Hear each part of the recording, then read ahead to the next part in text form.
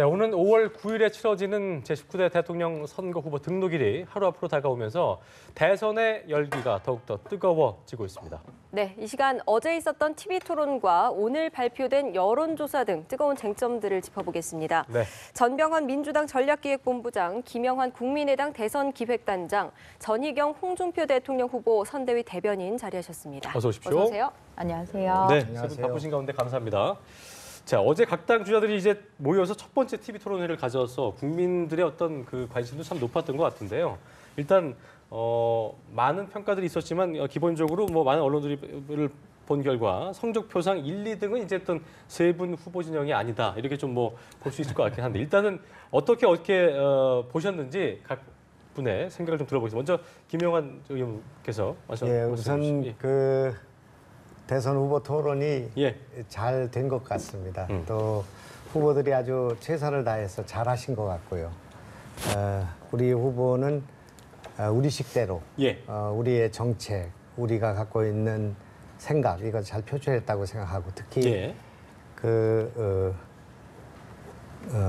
적폐청산론이라고 하는 이 논리에 대해서 잘 문제를 부각시키고 토론이 잘 이루어졌다 이렇게 생각합니다. 네.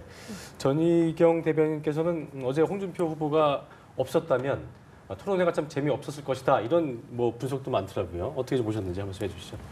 네, 홍준표 후보는 그동안 이제 토론에 있어서는 누구에게 져본 적이 없는 네. 그런 토론 실력을 가지고 있는데 중요한 것은 이제 토론 실력 그 자체보다도 토론을 통해서 무엇을 국민들께 각인시켰느냐, 무엇을 전달했느냐 하는 것입니다. 예, 예. 어제 이 천하대란이라고 할 수 있는 우리나라의 현 그 상황, 안보, 외교, 경제 이런 그 우리가 직면한 매우 엄중한 위기에 대해서 국민들께 잘 설명을 드리고 그런 위기를 돌파하기 위해서 강력한 리더십, 숙련된 리더십이 필요하다는 것을 매우 돌려 말하지 않는 화법으로 잘 전달했다고 생각을 합니다. 정치라는 것은 결국에는 미사여구나 이미지 또 그저 그냥 좋게만 들리는 말로는 될 수 없는 것이고 예. 선택하고 책임지는 것입니다. 그런 면에서 본인이 가지고 있는 후보만의 장점 저는 잘 국민들께 설명드렸다 이렇게 생각합니다. 네. 자, 그리고 민주당의 전병헌 본부장님은 어떻게 보셨는지.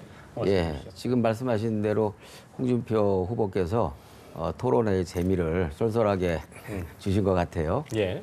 저희들이 볼 때는 이제 홍 후보께서 평소에 문재인 후보를 토론만 붙으면 10분 만에 제압하겠다라고 얘기를 했는데 예. 오히려 10분 만에 제압당한 것 아니냐라는 그런 언론의 이제 보도도 있습니다만 어찌됐든 뭐 저희들 입장에서는 다섯 후보들 모두 뭐 나름대로 최선을 다했습니다만 그래도 그 다섯 후보들 중에서는 대통령감이 누구냐, 트럼프나 시진핑이나 심지어는 북한의 김정은과 맞상대해서 흔들리지 않고 넉넉하고도 여유 있게 때로는 단호하게 맞상대해서 국익을 지키고 한반도의 안보를 이끌어 나갈 수 있는 대통령감 그리고 국정 혼란을 빠르게 수습하고 안정감을 줄 수 있는 안정을 되찾을 수 있는 그런 준비된 후보가 누군가라는 것에 대해서는 아마 국민 여러분들께서 잘 판단하셨으리라 생각합니다. 예.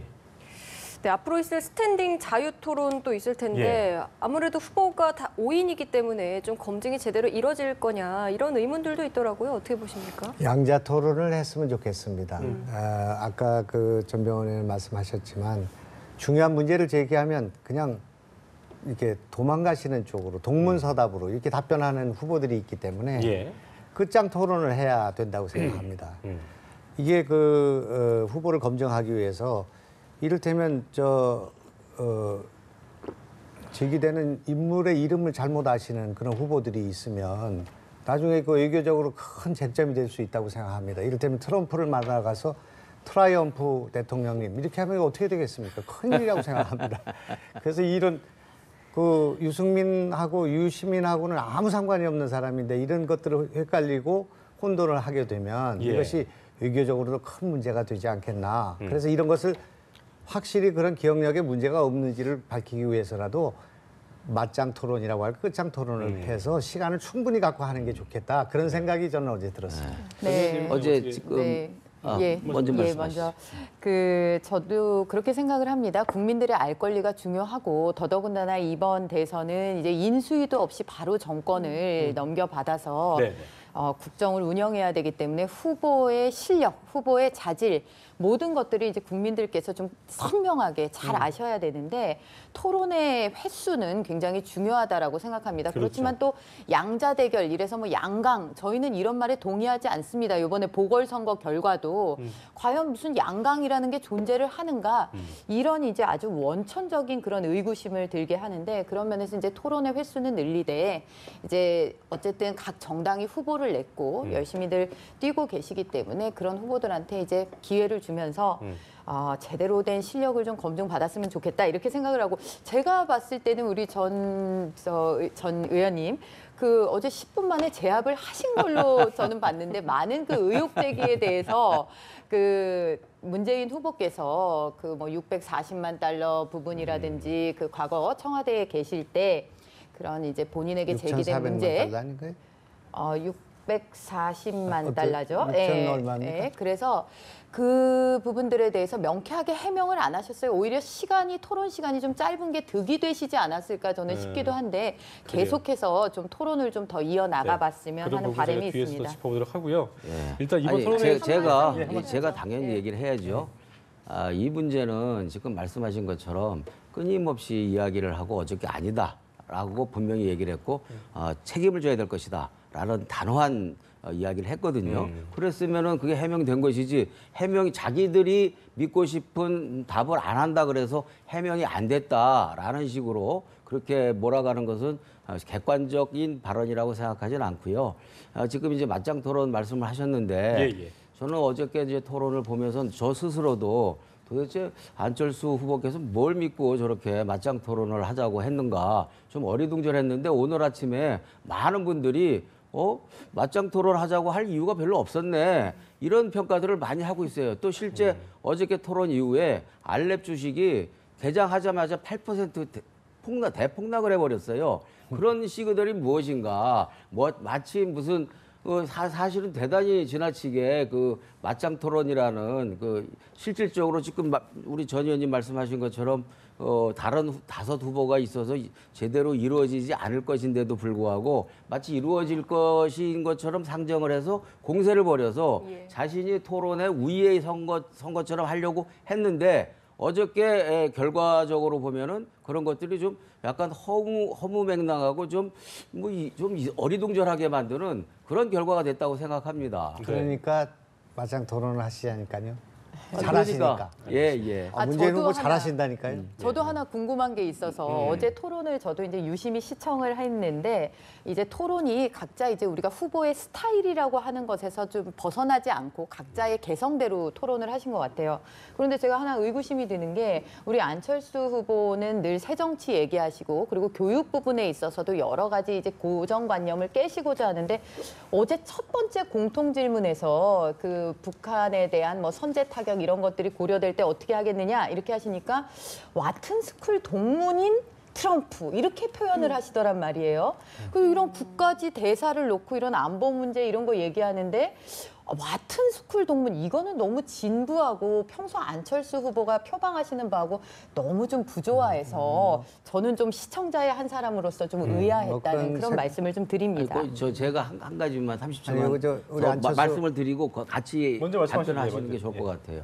우리 김영환 의원님께서 굉장히 점잖으신 분인데 어저께 토론회 이후에 입만 열면 한두 사람의 이름을 잘못 얘기했다는 걸 가지고 기억력으로 이야기를 하면서 매우 심각한 문제인 것처럼 이렇게 약간 침소봉대를 해서 사실 좀 유감이고 서운합니다. 근데 만약에 우리가 예를 들어서 어제 토론을 보고서 공격을 당하거나 약간의 좀 당황할 때 안철수 후보께서 얼굴이 굳어지고 빨개지고 또 손이 약간 파르르 떨리고 이러는 현상을 가지고 아스퍼거 증후군이 있는 거 아니냐 뭐 진단 받아봐라 이렇게 하면은 말이 안 된다고 이야기하실 거 아니에요. 그런 식으로 그런 아주 디테일한 문제를 이렇게 침소봉대해서 왜곡하는 것은 이 토론이나 우리 평가에 아무런 도움이 안 된다. 그리고 이른바 우리가 정치가 자꾸만 혐오당하는 데 있어서 오히려 소재만 제공할 것이다라는 말씀을 드립니다. 너무 지엽적인 문제니까 뭐 예. 변명하지 않고 가겠습니다. 알겠습니다. 우리 저 문재인 후보 잘 하셨고 준비된 여유를 갖고 대하셨기 때문에 우리가 토론에 자주 만나시고 그래요. 그래서 알겠습니다. 국민들이 검증하면 좋겠습니다. 예, 그렇죠. 자, 이번 토론회에서는 그 거친 아까도 저희가 뭐 리포트로도 보여드렸습니다만 거친 설전들이 오가기도 했는데요. 일단 우선 토론회에서 있었던 발언들을 저희가 모아봤습니다. 함께 보시고 이야기 나눠보시죠. 함께 보시죠. 본인이 형사 피고인이기 때문에 아까 대한민국 세탁기에 넣고 돌리겠다 그러시는데 많은 국민들이 우리 홍 의원님도 세탁기에 들어가셔야 한다고 생각한다고. 제가 이제 보기에는 예. 꼭 그 옛날에 그 이정희 의원을 보는 기분입니다. 지금 주적은 문재인 후보입니다. 예. 문재인 후보한테 공격을 하셔야지 자, 지금부터 계속 그래 하는 잠깐만 거는 멈춰주시고요. 난 좀 그렇습니다. 세탁기 갔다 오셨다고 하는데 그 세탁기가 고장난 세탁기 아닙니까 혹시? 세탁기가 삼성 세탁기입니다. 왜 제가 주적이냐고. 친북 좌파이기 때문에. 지금 국가 안보가 이래 위태로운데 아니 당선되면 제일 먼저 김정을 찾아가겠다. 내 나라 국민은 바른정당하고 자유한국당은 적폐니까 청산하겠다. 이런 생각을 갖고 있으니까 주적이죠. 이명박 박근혜 정권 동안 북한 핵 해결 위해서 뭔 일을 한 적이 있습니까? 아니 자유한국당 왜 했어요? DJ 노무현 당시에 북핵 해결한 거 있습니까? 북핵이 더 발전됐죠? 안보 위기 10년을 통치한 정권이 10년을 또 같이 해온 정당이 그 앞에 정권 남탓합니까? 그것이 지금 대통령 될 만한 되려고 하는 사람이 자세겠습니까? 저를 적폐 세력의 지지를 받는다고 하셨는데요. 국민에 대한 모독 아니겠습니까? 저를 지지하는 국민들은 적폐 세력이라고 하신 겁니다. 국민들이 무슨 죄가 있습니까? 박근혜 정권 또 거기에 함께 했던 구여권 정당들 그게 적폐 세력 아닙니까? 네, 발언 함께 보셨는데 일단 홍준표, 유승민, 심상정 후보의 논쟁에는 이제 이 단어가 상당히 좀 논란이 좀 이슈가 됐었는데요. 세탁기 발언, 여기 세탁기라는 게 등장했었는데 먼저 전희경 대변인께서 한 말씀 해주시죠. 이분 어떻게 보셨어요? 네, 이제 그야말로 대한민국이 가지고 있는 그동안의 이제 부정부패라든지 예. 사회 병폐를 깨끗하게 좌나 우나 가릴 것 없이 하겠다라는 표현으로 홍준표 후보가 그동안 세탁기에 넣고 돌리겠다라는 표현을 많이 쓰셨습니다. 그런데 그거를 이제 당신께서 그러면 그 먼저 세탁기에 가야 되는 거 아니냐 이렇게 하시니까 상대방이 그러니까 이제 본인은 들어갔다 나왔다 그 얘기는 재판 소위 이른바 성완종 사건이라고 하는 그 재판에 있어서 이 사실심에 해당하는 2심에서 깨끗하게 무죄를 받았습니다. 그래서 대법원에 계류되어 있는 상태고 법률적 쟁점이 하나도 없기 때문에 이거는 0.1%도 지금 재판에서 다른 결과가 나올 가능성이 없다라는 것을 뭔가 이렇게 사실적으로 재밌게 이렇게 이제 표현하신 그런 것이다 이렇게 말씀드릴 수 있겠습니다. 네. 정치는 이제 말로 하는 겁니다. 주먹으로 하거나 돈으로 하는 게 아니고요. 그러니까 말을 골라 써야 된다고 생각합니다. 지금 전쟁의 위험이 있고 아까 얘기한 것처럼 뭐 위기가 있고 예. 인생 문제가 이렇게 어려운데 대선 후보들이 모여서 어제 세탁기 논쟁을 했습니다. 이게 그냥 개그 콘서트에 나오는 일이라면은 굉장히 재미있고 또 국민들도 거기서 위로가 됐을 겁니다. 그런데 중요한 대선 후보들이 모여가지고 세탁기가 뭐 들어갔다 나왔냐 거기다 국민들을 전부 세탁기에 들어갔다 나오게 만드는 이런 논쟁과 이런 조커가 그 과연 적절한가 하는 문제를 하게 되고요. 아까 그 말씀을 좀 드렸습니다만은 말을 좀 골라 써야 됩니다. 3D 그 프린터 있지 않습니까? 이걸 3D 프린터라고 하면은 그럼 갤럭시 7을 갤럭시 7로 합니까? 그러니까 이게 그렇게 해도 언어가 상관없다는 게 아니, 국어 그러니까, 학자들의 그러니까 정의 아닙니까? 우리가 이런 것들을 말을 골라 써야 되고요. 특히 더불어민주당에서 지난번에 타이어 논쟁이 있었습니다. 예. 타이어가 뭐 폐타이어냐, 구멍난 타이어냐, 뭐 갈아 껴야 되냐 이렇게 되는데 그렇게 되면 이제 국민들을 타이어로 만들어 버리고 이 나라를 전부 그냥 무슨 자동차 수리공으로 만드는 그런 일인데 이런 비유는 재미있고 언론이 받아서 쓰니까 그렇게 자꾸 정치인들이 하게 되지만은 그런 선정적인 걸 버리고 정책으로 이렇게 하고 싶은 말씀을 순화해서 해야 된다 그렇게 생각합니다. 네. 전임담 말씀 예, 해주시죠. 저도 뭐 그런 말씀에 동의를 하고요. 정치권이 좀 언어 순화를 할 필요는 있다고 생각합니다. 예. 다만 이제 어제 세탁기 논쟁은 어찌됐든 이 한국 사회가 그동안 지난 10년간에 많이 망가져서 부정과 부패 그리고 반칙과 특권 이런 것들이 일상화되고 게다가 국정농단까지 있었기 때문에 뭔가 대한민국이 새롭게 개혁돼야 된다라는 의미에서 이제 홍준표 그 후보께서 세탁기라는 말을 이제 쓰신 것인데 사실은 세탁기 돌려보면 아시겠지만 세탁기에다가 아무거나 다 함께 집어넣으면 안 돼요. 빨랫감을 잘 분류를 해서 집어넣어야 제대로 된 세탁기지. 그 빨랫감을 아무거나 몰아서 그냥 그 때려 박는다 그래서 세탁이 잘 되느냐 오히려 세탁을 망칠 수가 있다. 적폐만 넣어야 된다 그런 말씀. 그런 의미에서 예, 그런 의미에서 그래요. 이 적폐라고 하는 것은 자꾸만 적폐를 가지고 무슨 보복이다 이런 식으로 이제 이상하게 또 끌어가는 분위기가 있는데 네. 적폐라고 하는 것은 우리 사회에 깔려 있는 만연된 부정과 부패 그리고 반칙과 특권 이런 것들을 해소하고 일소하자는 것이고요.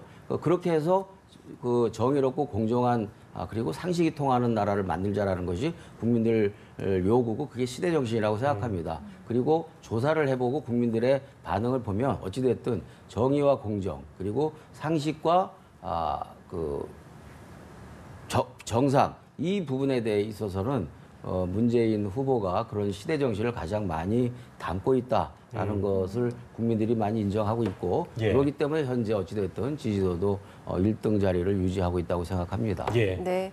또 박근혜 전 대통령에 대한 사면 문제에 대해서 5명의 후보가 또 다른 입장들을 보였는데요. 예. 어떻게 보셨습니까? 우선 전 대변인.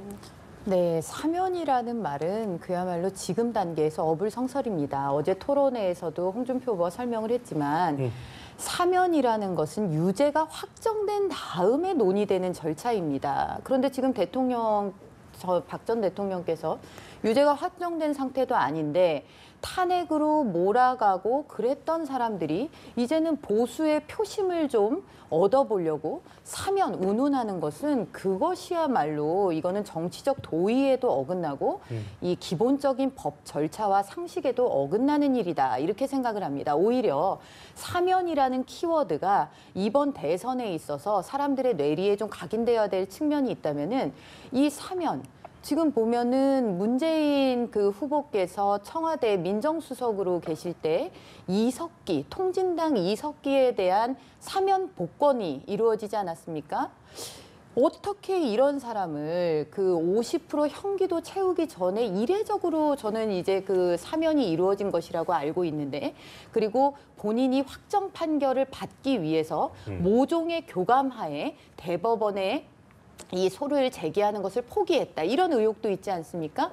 이 사면이라는 것을 우리가 국민들께서 이 대선과 결부시켜서 아셔야 되는 거는 이렇게 그 사면 복권시켜서 통진당이라는 그야말로 이 위헌 정당이 출연하게 된 데 있어서 문재인 후보의 책임론 이거를 저는 좀 살펴봐야 되는 부분이 아닌가 싶습니다. 우리 받아주시죠. 김영환 의원님부터 먼저 말씀하시죠. 뭐 어제 후보들이 잘 정리해서 지금은 그 사면을 논의할 단계가 아니고 기소도 안 되고 지금 그렇죠. 재판도 진행이 안 예. 됩니다. 그렇습니다. 예, 제가 이제 말씀을 드리죠. 사실 그 사면 논쟁은 일부에서 성급하게 뭐 이 유무죄 판결은커녕 기소도 되지 않은 상태에서 그렇습니다. 예. 사면 이야기라는 것은 정말 부적절한 것이죠.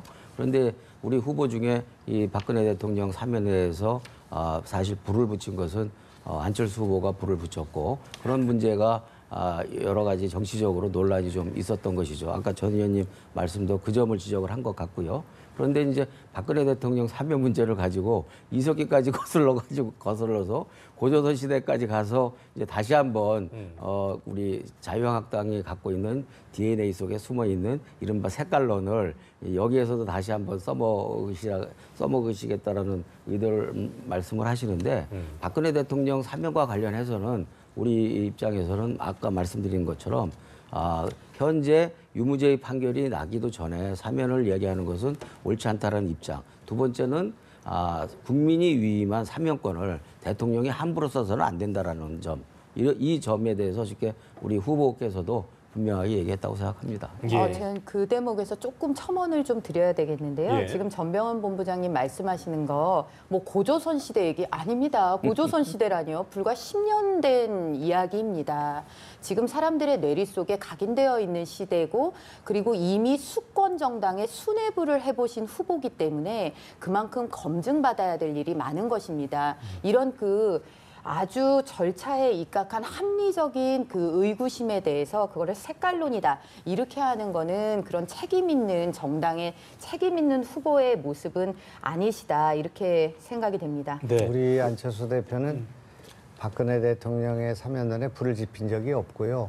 사면권을 남용해서는 안 된다는 원론을 말씀하셨는데 그걸 또 그렇게까지 생각을 하시니까 아니 저 좀 기사를 찾아보세요. 우리 대선기획단을 맡고 계시니까 기사를 찾아보시면 박근혜 대통령을 사면한다고 그랬습니까? 박근혜 대통령 사면에 대해서 상당히 긍정적인 뉘앙스로 말씀을 하셔서 그렇게. 그래서 이제 이 사면에 대한 논란이 상당히 더 가열됐다라는 그러니까 사실은 그런 식으로 아마 아실 덮어씌우는 거예요. 그런 생각을 갖지 마시고 그 지지율 많이 나오셔서 좋으시잖아요. 그리고 또 의석수도 많으시고 그런데 좀 넉넉하게 하셔야지 그렇게 그런 거 하나까지 다 그렇게 요구하고 그렇게 그런 거 하나가 아니라 박근혜 대통령 사면 이슈는 사회적으로도 매우 중요한 이슈이고 그렇기 때문에 어저께 대통령 후보 토론에서 매우 중요한 의제로 다룬 것이고 예. 그래서 오늘 이 자리에서도 사면 문제를 가지고 연합뉴스 TV에서도 다루고 있는 건 아니겠어요? 알겠습니다. 네, 알겠습니다. 일단 또 저희가 굉장히 중요한 이슈 중에 하나인데 4월 한반도 위기설이 또 나오고 있는 상황인데요. 내일 또 북한이 6차 핵실험을 할지도 모르겠다 이런 예상 나오고 있고요.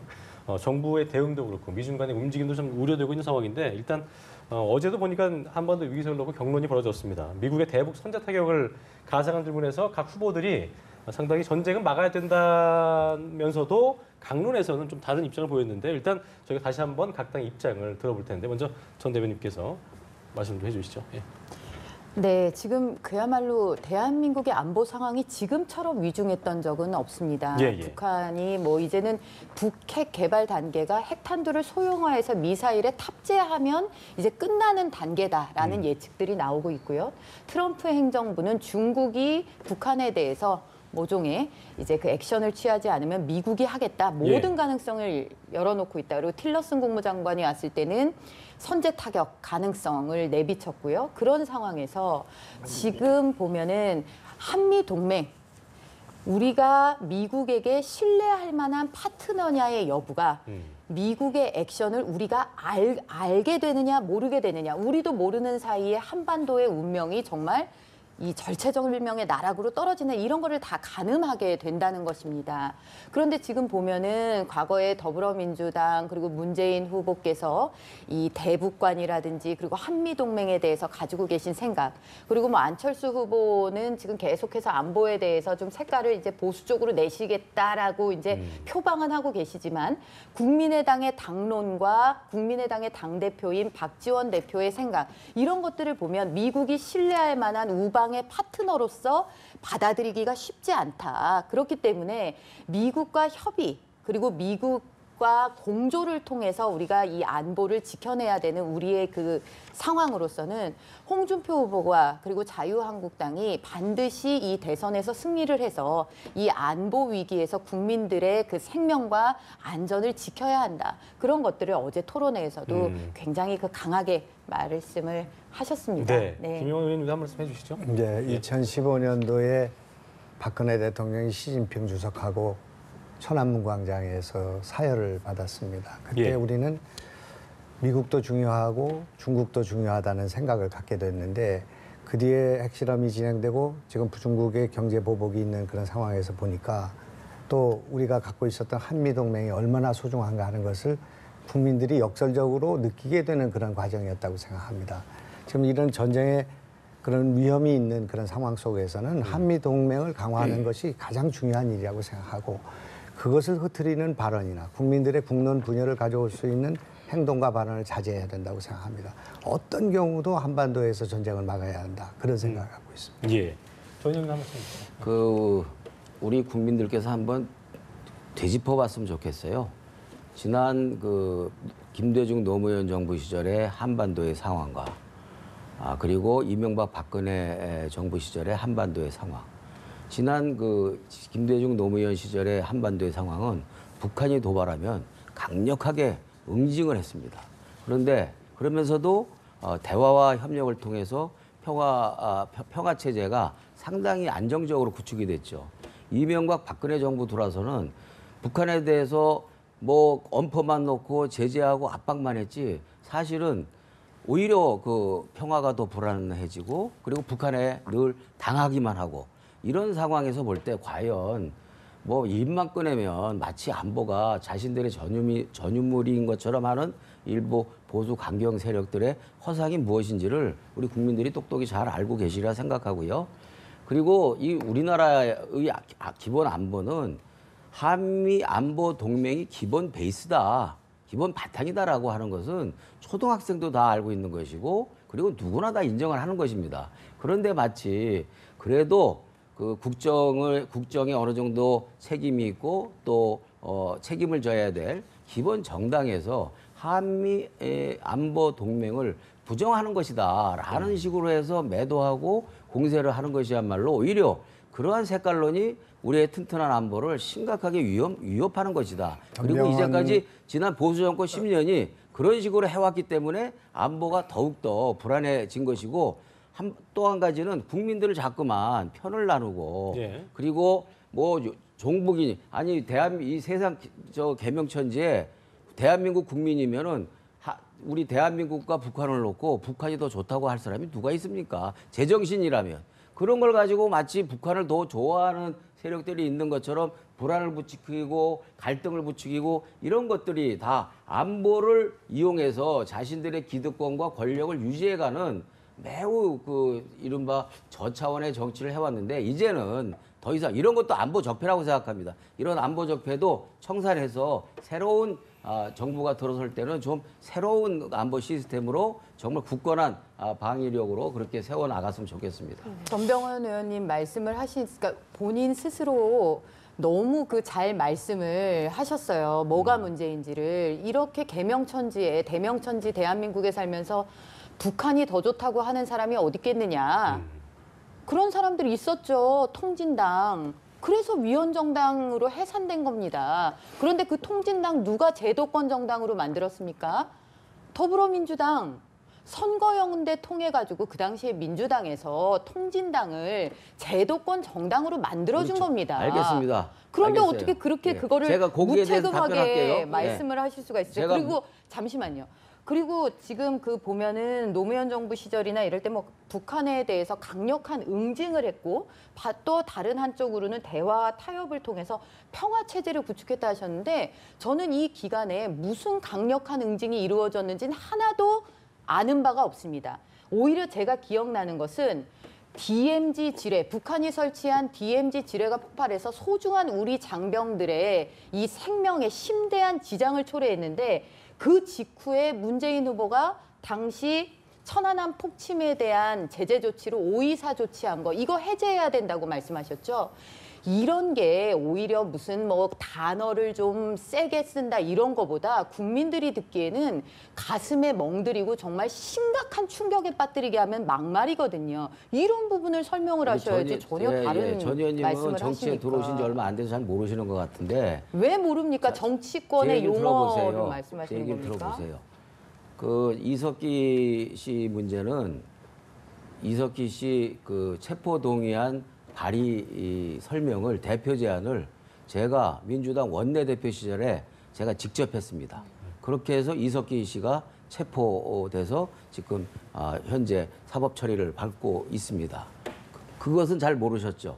두 번째, 국민의 정부 시절에도 서해에서 북한 그 함정들이 이러저러한 도발을 할 때 강력하게 응징을 해서 이 북한 함정들이 퇴각을 하면서 혼비백산해서 도망한 여러 가지 증언과 녹취록이 다 지금 기록이 돼 있습니다. 그거 한번 찾아보시고 말씀하세요. 서해교전에서 퇴각시켜가지고 우리가 승리를 했죠. 근데 이제 천안함 이럴 때 우리가 일방적으로 당한 건 그렇죠. 맞고요. 천안함 때 그러니까 누구, 일방적으로 어떤 정부 시절이었습니까? 그걸 그 무슨 그 참여정부나 무슨 국민의 정부 천안함은 시절에 이명박 정부에서 당한 거예요. 그러니까 이제 그런 말씀보다는 그게 이제 고조선 말씀이고 지금 우리가 또 현안들이 많이 있으니까 예. 빨리 하고 집에 가야 됩니다. 자, 저는 이렇게 저도 가야 생각합니다. 돼요. 지금 전 본부장님 하신 말씀은 그거는 정말 본말을 전도해서 말씀하시는 겁니다. 우리가 햇볕 정책의 가장 큰 문제점이 뭡니까? 햇볕 정책이 단순히 퍼주기에서 그치는 것이 아니라 그 퍼주기가 무기가 되어서 핵이 되어서 우리를 위협한 것입니다. 그 원인 행위가 있었기 때문에 결과가 있는 것입니다. 그런데 도발 행위가 자신들에게 떡을 주지 않고 먹이를 주지 않는다에 대한 자신들의 무력 도발, 북한의 무력 도발을 도발은 뭐 이명박 정부 때 일어났는데 이렇게 말씀하시면 그거는 북한의 대변자로 국민들께서 생각하실 수도 있는 것입니다. 그래서 그건 말씀을 그렇게 하시면 안 되고 중대한 발언을 아닙니다. 실수하고 있어요. 그거는 북한의 그렇게 대변자예요. 말씀은 안 됩니다. 어디서? 국민들께서 그렇게 생각하실 수도 자. 있다는 말씀을 드린 일단 것입니다. 저희가- 예의를 자, 지켜주시기 그만하시죠. 바랍니다. 네, 제가 예의를 엄중하게 지킬 것을 요구를 하고요. 지난 10년 전에 우리 민주정부가 10년의 역사가 있습니다. 예. 10년의 역사 이후에 보수정부 10년이 그 남북 관계를 책임지고 외교 관계를 책임졌어요. 그랬으면 10년 동안 그 무엇을 했는지를 갖다가 이야기를 해야지 10년 동안 집권해놓고 일단, 그 예. 이전 정부에다 모든 책임을 다 떠넘기는 것이야말로 본말전도뿐만 아니라 주객전도이고 이제 잘못된 보수, 네. 잘못된 보수가 갖고 있는 색깔론의 이제 정치를 아주 원초적인 저 차원의 비열한 공세라고 생각해요. 일단 안보 이슈에 대한 얘기는 여기까지 하는 걸로 네. 하고요. 각 당에 대한 입장 들어봤고 어쨌든 평가는 저희 시청자 여러분께서 하실 거로 믿고요. 저희 다음 얘기를 좀 해봐야 되기 때문에요. 네, 예. 오늘 오전 또 갤럽의 여론조사가 발표가 됐습니다. 네네. 문재인 후보가 40%로 1위를 차지했고요. 안철수 후보가 37% 나왔습니다. 예. 또 홍준표 후보는 7%를 차지했는데요. 각 당의 뭐 입장 한번 들어보겠습니다. 어떻게 분석하시는지 먼저.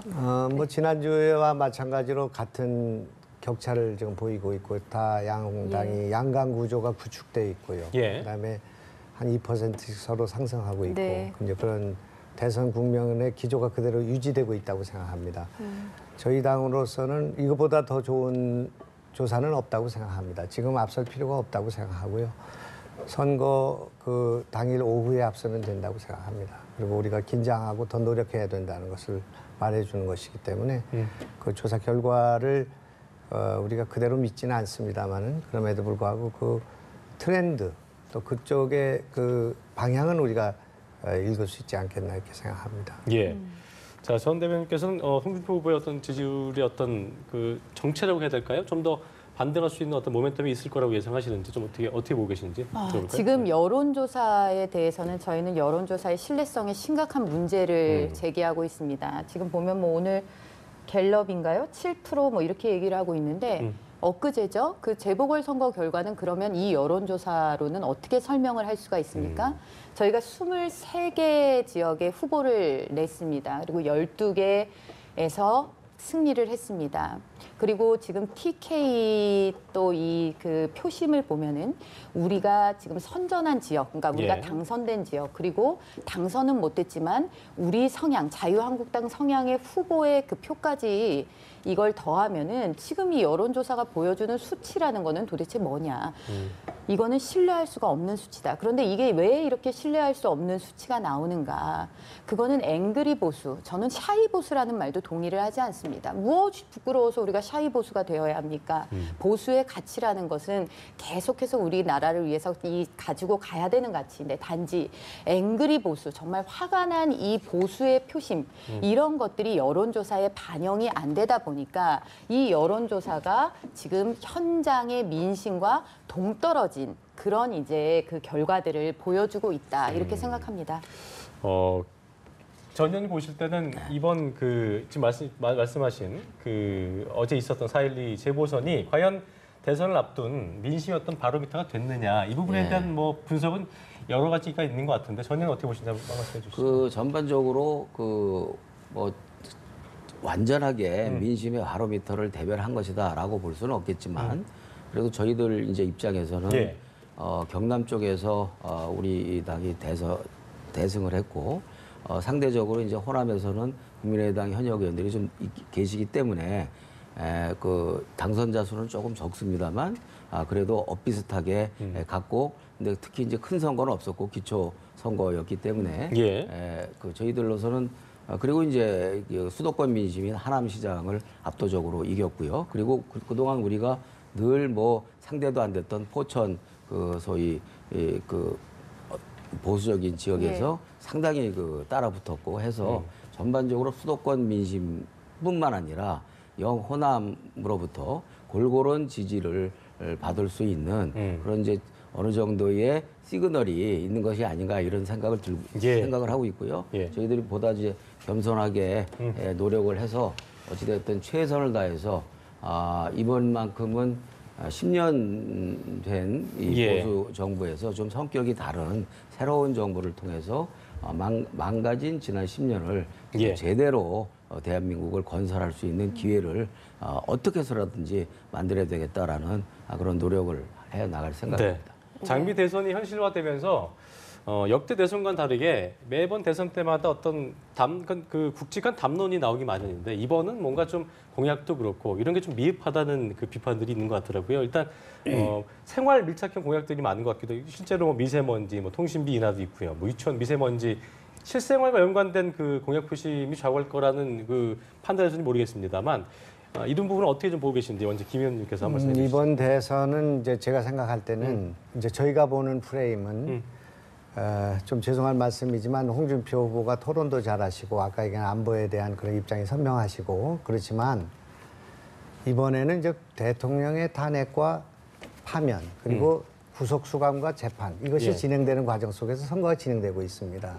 그렇기 때문에 이건 정상적인 정당이라면 자유한국당에서는 후보를 내서는 안 된다고 생각합니다. 그것이 책임 정치고 대의 정치라고 생각합니다. 이제 그런 상황이기 때문에 국민들이 그 보궐선거에서는 표를 주지만은 저 여론조사에 나타나는 그런 결과를 지금 주고 있다고 생각합니다. 그것이 민심이고요. 그러면 지금 정권 교체를 할 수 있는 정당이 국민의당과 더불어민주당 두 당밖에 없기 때문에 이 두 당이 내놓고 있는 비전과 정책을 가지고 경쟁해야 합니다. 그래서 이번 선거는 저희는 이것이 과거로부터 미래로 가는 선거가 돼야 한다. 미래가 어떻게 배에서 먹거리를 만들고 우리 민족을 번영시키고 통합할 수 있겠는가 하는 그런 방향으로 가야 되는데 이것이 막 흑색 선전이 지금 난무하고 있습니다. 그리고 제가 생각할 때는 그 흑색 선전과 네거티브의 백미가 뭐냐면 그게 적폐청산론입니다. 적폐청산론은 국민의 일정 부분 자기하고 생각을 달리하는 또 이념적 성향을 갖고 있는 또 지역적 성향을 갖고 있는 그런 분들을 적으로 만드는 논리이기 때문에 분열의 논리입니다. 이번에 선거를 진행하면서 국민을 통합해야 된다고 생각합니다. 또 국민들을 미래로 갈 수 있는 그런 동력을 만들어야 된다고 생각합니다. 그렇기 때문에 이런 네거티브를 많이 하는 정당, 근거 없는 흑색 선전과 인신공격을 하는 정당과 또 그런 것을 가지고 적폐 성장 같은 국민을 분열시키는 논리를 갖고 있는 그런 정당과 후보에 대해서는 국민이 심판해야 된다. 우리는 그런 생각을 갖고 있기 때문에 이 문제를 가지고 국민들 통합하는 게 옳은가 아니면 적폐청산이 선결돼야 되는가 하는 문제를 계속 토론해 가면 아마 5월 9일 선거에서 국민들이 선택하시지 않겠나 이렇게 생각합니다. 한 말씀 해주시죠. 네, 뭐 생활 밀착형 공약들도 각 당에서 내고 있습니다만 저희는 이번 대선을 안보 대선이다 이렇게 생각을 합니다. 자꾸 이게 뭐 색깔론이다 뭐 이런 식으로 얘기를 하는데 그런 식으로 해서 우리가 안보 불감증을 키워온 세력에 대한 심판도 역시 필요하다 이렇게 봅니다. 저는 이번 대선이 대한민국이 자유민주주의를 하는 국가로 존립할 수 있느냐 아니면 이 길로 가지 못하느냐를 가르는 대선이 될 것이다라고 생각을 합니다. 앞서 김 단장님께서 자유한국당 뭐 이번 대선에 뭐 후보 내는 게 좀 그렇지 않냐 이렇게까지 말씀을 하셨는데 자 보십시오. 홍준표 후보는 지금 우리가 뭐 탄핵 정국이다 이렇게 할 동안 경남도지사를 했습니다. 경남도지사로 있으면서 중앙정치와는 떨어져 있었던 사람이죠. 그러면서 경남도지사로 있으면서 보수 우파가 가지는 그런 그 가치들을 실천해낸 사람입니다. 채무 제로를 만들었죠. 다 빚내서 쓰는데 채무 제로로 만들고 그리고 강성노조하고 싸워서 진주의료원 같은 세금 먹는 그야말로 블랙홀을 폐쇄했습니다. 전교조하고의 싸움에서 무상급식 못하게 했죠. 자, 이런 실천하는 모습을 보여온 후보기 때문에 우리가 자유한국당이 국민들께 선택을 구하면서 후보로 한 겁니다. 그래서 이런 이 홍 후보가 가지고 있는 장점, 그리고 이 전국에 대한 책임이 없는 이 부분, 이런 것들을 봐주시고 국민 여러분께서 또 안보라는 그래요. 엄중한 예. 상황, 이런 것들을 봐주신다면 저희는 알겠습니다. 지지율 곧 반등할 것이다. 알겠습니다. 이렇게 생각합니다. 끝으로 전 의원님 짧게 짧게 말씀해 주시죠. 예. 굉장히 두 분 다 길게 해서요. 하여튼 가급적 짧게 해주시죠. 해보죠. 우리 김영환 단장께서 이제 검증 문제를 이제 흑색선전이다라고 얘기를 했는데, 흑색선전은 사실은 문모닝이 흑색선전이죠. 눈만 뜨면은 문재인을 공격해온 박지원 대표 때문에 정치권에서 문모닝도 모자라서 문나잇, 아침 저녁으로 문재인만 까는데 어떤 실증적인 자료를 갖고 까는 때리는 것이 아니라 이 정치적인 그런 흑색선전, 그야말로 음해, 이런 것들을 쭉 해왔잖아요. 근데 이제 지금 국면에서는 오늘도 인터넷을 찾아보시면은 안철수 연관 검색에 안철수 동생 성적 조작, 부인 특혜 임용 의혹, 예비군, 신천지 검색가 쭉 나와요. 그런 것들은 사실 여부를 가지고서 검증을 하는 거거든요. 이제까지 문재인 후보는 지난 5년 동안 늘 검증대에 서 왔죠. 그리고 촛불 전국 이후에 특히 앞선 후보였기 때문에 늘 모든 당으로부터, 언론으로부터 검증을 당해왔습니다. 그런데 안철수 후보는 최근에서야 문재인 후보와 이제 비슷하게 경쟁을 하고 있는데, 그리고 가시권 바뀌었기 때문에 전혀 검증이 안 돼 있었던 거예요. 그런데 지금 본인한테 검증에 들어가려고 하니까 그걸 흑색선전이다. 본인한테 검증이 들어가기 전에는 다른 후보들한테 마구 쏴대고 전형적인 내로남불이다. 예. 내가 하면 로맨스, 예. 남이 하면 불륜이라는 그런 자세 가지고서는 알겠습니다. 새정치도 아니고 건강한 후보도 뽑기가 어렵다라는 것을 말씀드리고요. 우리 입장에서는 어찌됐든 검증은 검증대로 가면서 아까 말씀드린 것처럼 모두가 이 정권 교체가 필요한데 그냥 단순히 정권 교체냐, 그것이 아니라 내 삶에 도움이 되는, 내 삶에 쌓여진 여러 가지 부당함과 불편함을 개혁하고 개선시키는, 내 삶을 바꾸는 정권 교체의 구체적인 비전을 문재인 후보께서 계속 연일 보여주고 있고, 오늘도 안철수 후보 측의 유치원 정책의 부실한 것에 대해서 상대적으로 더 완벽한 정책을 통해서 예. 우리 엄마들에게 좀 안심되는 알겠습니다. 그런 정책을 제시했다라고 말씀드립니다. 네, 오늘 말씀 여기까지 네. 듣겠습니다. 세 분 고맙습니다. 고맙습니다. 감사합니다.